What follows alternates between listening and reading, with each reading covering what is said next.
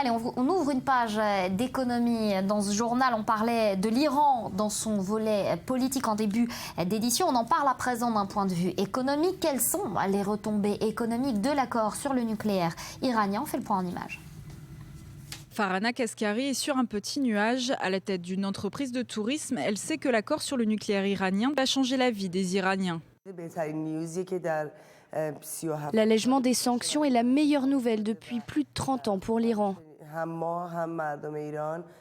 Nous, dans cette entreprise et les Iraniens, nous sommes très impatients de voir ce qui va se passer et ce que ça va apporter économiquement. Jusqu'ici, la chef d'entreprise avait été obligée de baser sa société en dehors du pays, ce qui lui coûtait très cher. Mais la levée des sanctions internationales va tout changer. Par exemple, elle pourra désormais recevoir des paiements par une carte de crédit. Une véritable révolution pour son entreprise. C'est vraiment quelque chose d'important pour un secteur industriel comme celui du tourisme. Ça va être énorme. Les Iraniens ne sont d'ailleurs pas les seuls à attendre la levée des sanctions avec impatience. De nombreux pays occidentaux s'apprêtent à renouer des relations économiques avec le géant iranien, un marché qui pourrait devenir très prisé. L'intérêt pour l'Allemagne, pour l'économie allemande que je représente ici est vraiment énorme.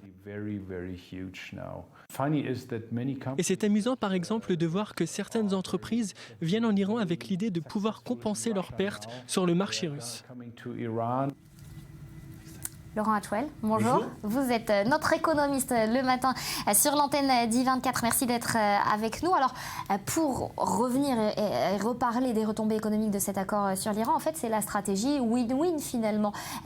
Après cet accord signé avec l'Iran, tout le monde y gagne de cette réouverture, de cette levée des sanctions. D'un point de vue économique, on va laisser le point de vue géopolitique de côté. D'un point de vue économique, c'est un accord win-win. C'est un grand pays, 80 millions d'habitants. C'est un pays qui a énormément de ressources énergétiques. Les mêmes ressources pétrolières que l'Arabie Saoudite, les mêmes ressources gazières que la Russie, les mêmes ressources de minerais que l'Australie. Tout le monde attend cette levée des sanctions depuis quelques années maintenant. Ça fait près de 12 ans les pays sont en négociation. C'est une bouffée d'air, une bouffée d'oxygène pour l'Iran. Mais c'est aussi un marché très intéressant dans plusieurs secteurs parce que l'économie iranienne, le nouveau gouvernement a déjà commencé à faire les réformes, à mettre des gens sérieux au poste. L'inflation est passée de 45% à 15% ces dernières années. Maintenant, il faut rénover le pays, les infrastructures. Plusieurs domaines sont en ligne de mire et les gros marchés à prendre dans l'immédiat sont l'automobile, à la vente, mais aussi à la production, pour des compagnies comme Renault qui étaient très présentes en Iran, mais aussi dans le secteur aérien. Air France a annoncé qu'ils allaient ouvrir des nouvelles lignes déjà. Donc il y a beaucoup de choses à faire. Et ensuite, une modernisation de ce grand pays de 80 millions de personnes, qui est un nouveau pays de consommateurs que tout le monde veut s'attribuer. Donc la course est déjà lancée pour les contrats. C'est déjà lancé, les entreprises, elles sont déjà... Elle a été lancée il y a quelques mois, même il y a quelques années déjà. Il y a beaucoup de choses à faire. Une fois de plus, d'abord une libération des ressources énergétiques de l'Iran, donc qui va encore peut-être continuer à faire baisser le pétrole, mais c'est déjà un peu dans les cours. Et ensuite, une modernisation du pays qui va se faire grâce aux pays européens et aux États-Unis, qui sont dans les starting blocks pour signer des contrats avec les entreprises l'Iran. Qui y sont déjà là. On va aborder à présent un deuxième volet de l'actualité économique de la matinée. Plus d'1 million d'entrées de migrants en Europe en 2015, d'après le Haut-Commissariat de l'ONU aux réfugiés. Une recrudescence de l'immigration clandestine qui a mis à mal la cohérence européenne. On l'a vu à plusieurs reprises. C'est l'Allemagne qui recueillait plus du tiers des demandes d'asile au deuxième trimestre 2015. Et les autorités de Berlin ne ménagent pas leurs efforts pour expliquer à leur population les bienfaits de l'immigration, tout en apportant aux nouveaux arrivants le maximum d'outils pour réussir leur intégration. Alors comment s'opère sur le terrain cette acclimatation? On voit ça en images. Pour eux, l'Eldorado, c'est l'Allemagne. Venus notamment de Syrie, d'Irak ou d'Afghanistan au péril de leur vie, ils rêvent d'une vie meilleure. Entre janvier et novembre 2015, Berlin a enregistré plus de 900 000 demandeurs d'asile. C'est presque 5 fois plus qu'en 2014. Mais l'accueil de ces réfugiés n'est pas totalement désintéressé. La population vieillit et le pays manque cruellement de main-d'œuvre dans certains secteurs. Ils sont littéralement inestimables. Ce qu'ils peuvent apporter à l'artisanat, à l'industrie et au commerce, c'est incroyable. Initiative privée ou publique, la mobilisation est générale pour faciliter l'intégration des migrants. Des professeurs sont recrutés par milliers pour enseigner la langue. Des applications sont développées pour aider les réfugiés dans leur quotidien. Et une chaîne de télévision diffuse même un programme en arabe. Je suis heureux de vous accueillir à cette édition spéciale de Marhaba, le premier programme en Allemagne pour les immigrants qui viennent en Europe fondé sur l'intégration dans la société allemande. Une intégration qui peut s'avérer être un véritable défi.